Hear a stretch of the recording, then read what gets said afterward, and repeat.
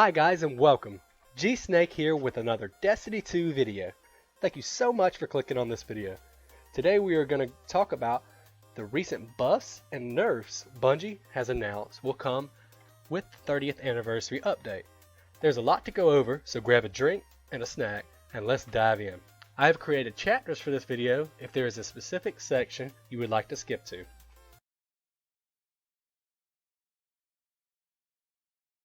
So I figured we would start the video off going over the weapon archetype changes that are coming. Shotguns. Reduced slug PvE damage bonus from 30% to 20%. Gave pellet shotguns a 10% PvE damage bonus. Bungie is doing this to try and balance the use of slug versus pellet shotguns, because currently slugs outclass pellets. I do not disagree with this change. Balancing these shotguns gives more opportunity for variety with builds and playstyles. Linear fusion rifles increase PvE damage by 10%. Personally, I don't feel like this was a necessary buff. Using the particle deconstruction mod with linears this season is already very powerful. However, linear fusions highly rely on precision damage, and I feel that is why Bungie wanted to buff damage across the board with them. So I can see why they are doing this. Caster swords. Reduced heavy attack ammo cost from 8 to 5. I feel like this was a good change. The 8 heavy ammo cost was a little too pricey in my opinion. Good going on that, Bungie. Bows. Increased damage against rank and file enemies by about 10%. Sidearms and fusion rifles. Increased sidearm and fusion rifle projection speed from 999 to 9,999, which makes them hit scan regardless of frame rate. So apparently there has been an issue with sidearms and fusion rifles were not hit scan at certain frame rates due to a data entry error from a while ago.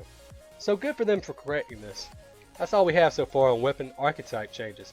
I will update you if any more changes come in the near future.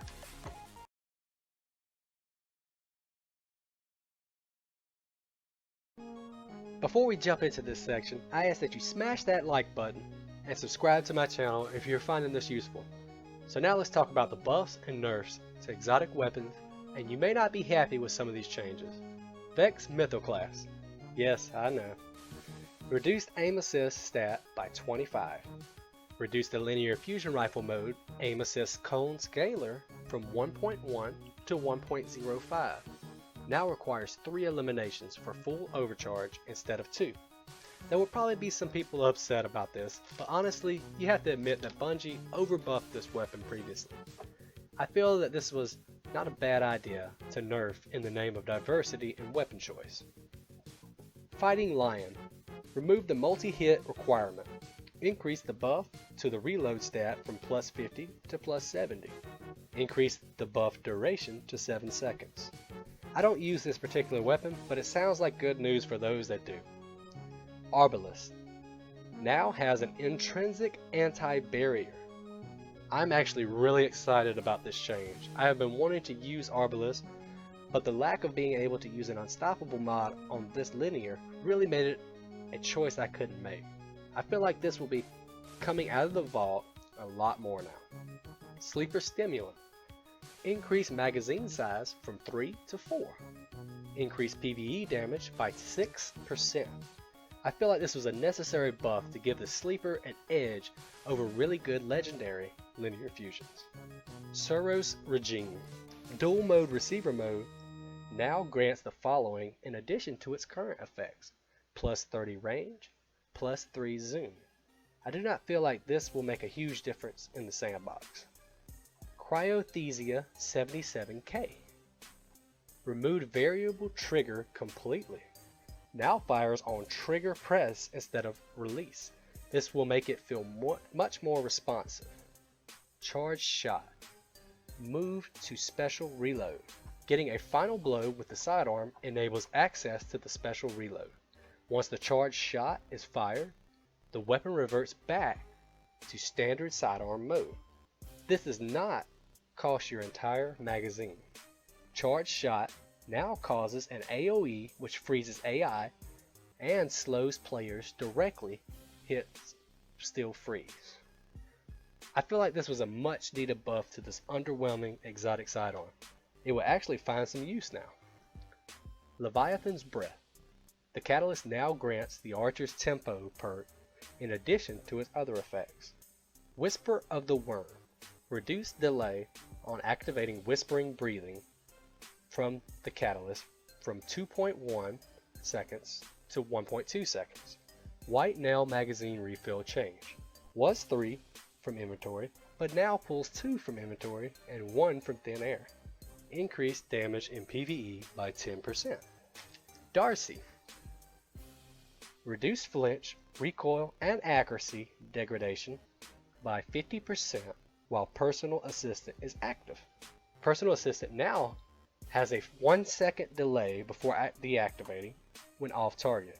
It was instant. Increased damage in PvE by 20%. This is a good buff. It definitely increases the usability of this sniper rifle. Malfeasance. Increased explosion damage by 50%. Dead Man's Tail. Increased reticle friction fall off distance. No effect on mouse and keyboard. Less recoil. Reduced effect on mouse and keyboard. Improved accuracy. Reduced effect on mouse and keyboard. According to Bungie, the use of this weapon has dropped significantly on console after the nerf, so they are attempting to make it more appealing to controller users, as these changes will be minimal to keyboard and mouse players. Heir Apparent Catalyst. Reduced damage resistance against players from 75% to 25%. This damage resistance level was a data entry that will be fixed in this patch. Lawrence Driver. Remove ability energy regeneration on picking up a telemetry. I am not gonna lie, I was a little worried when I saw Lawrence Driver on this list. This linear is one of my favorite weapons to use in the game right now, but I agree that the damage buff is enough without having the energy regeneration. Traveler's Chosen now grants 10% ability energy per stack on activation. Was previously more generous on low stacks, less generous on high stacks. The average and amount for 10 stacks are unchanged. Reduced stacks granted on Guardian defeat from 3 to 2. So far, that's all we have as far as exotic weapon changes coming with the 30th anniversary event.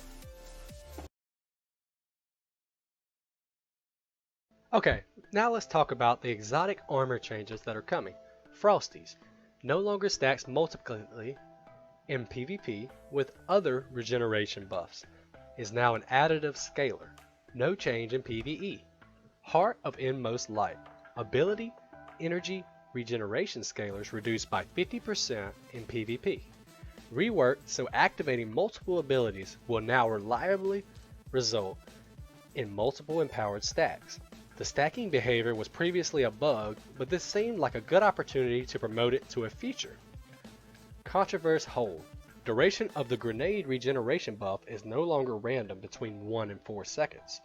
It is now a fixed duration of 1.75 seconds. Reduced grenade energy regeneration scalar by 50% in PvP. The previous average duration due to waiting was 1.71 seconds, with a 1 second duration being most common.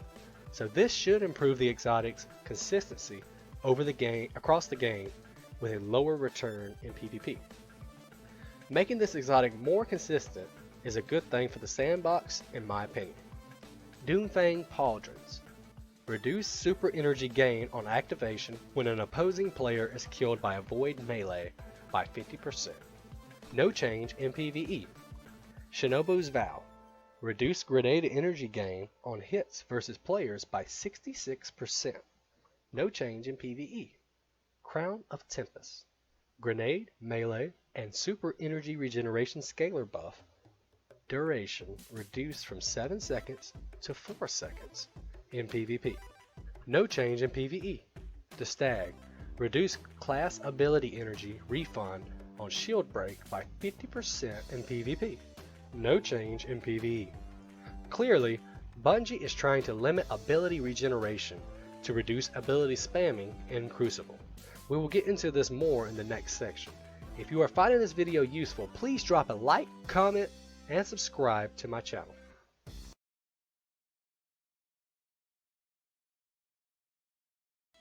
Now we're going to jump into the ability changes. There's a lot to go over here. With this update, Bungie has the ability to adjust cooldown timers of individual abilities. Grenades, supers, and class abilities would all have different cooldown timers depending on damage, utility, and other factors.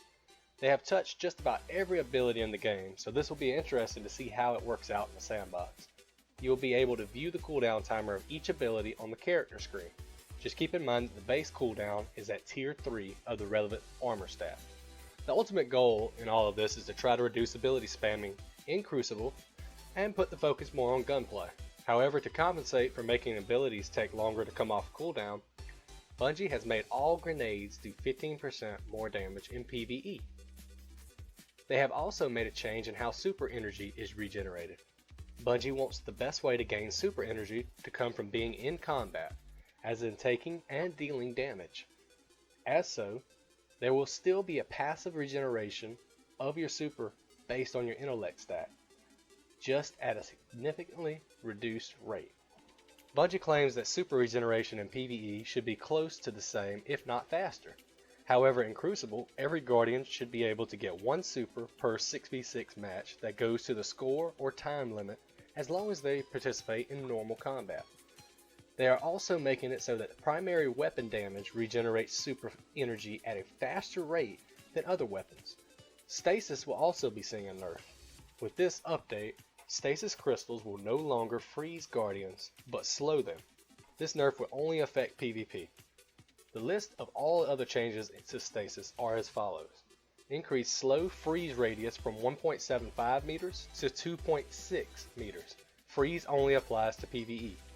Reduce crystal detonation damage versus players by about 55%.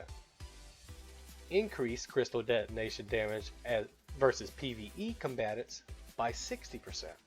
Increase crystal detonation radius from 6 meters to 8 meters. I'm not going to go over each individual change made to the subclasses, but I will tell you the big changes.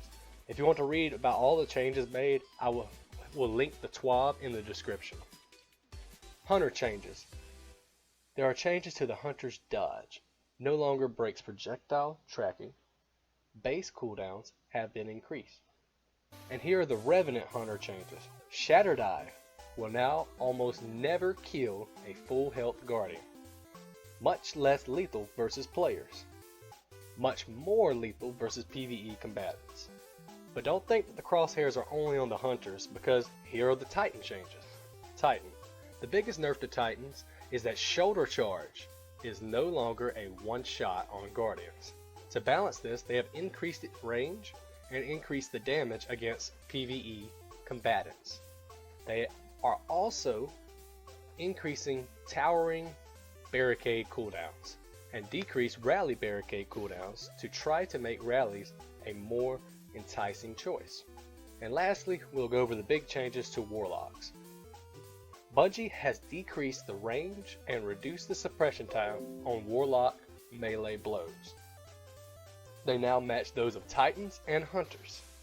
Supernova will no longer be a one-shot ability in Crucible, but the damage has been increased in PvE. Those are all the biggest changes to the abilities that we have now, in my opinion. On a side note, Destiny 2 and its expansions will be leaving Xbox Game Pass on console and cloud December 8th. The details are in the TWAB link in my description.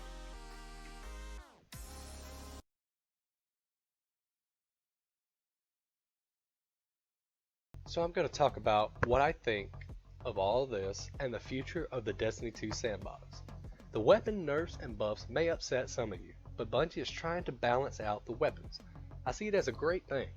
By balancing the gun playing field, we will actually have more viable options when it comes to builds. I'm especially excited about actually finding a use for Arbalest when it comes to in-game content. As far as ability changes in Crucible go, we see a reoccurring theme: doing away with one-shot abilities, limiting ability spamming, and trying to put the focus more on gunplay. They're implementing the variable ability cooldown system in which every ability in every subclass can be manipulated by them to balance the gameplay. I see this as a very beneficial thing for the future of the game. We all have to admit that some abilities are just overpowered compared to other ability choices. Adjusting these timers will allow for more build variety and more unique experience in Crucible. Only time will tell how all of this will work out, but I'm excited to see the results of these changes. Please let me know what you think about these changes down in the comments. Are they good for the game or no? I really appreciate you watching this. If you found this useful, leave me a thumbs up and subscribe for more Destiny 2 content, including live streams, guides, Xur videos, and more. My community Discord link is in the description, so please feel free to join if you would like to chat or play together. Stay safe and have a wonderful day. As always, GSnake signing off.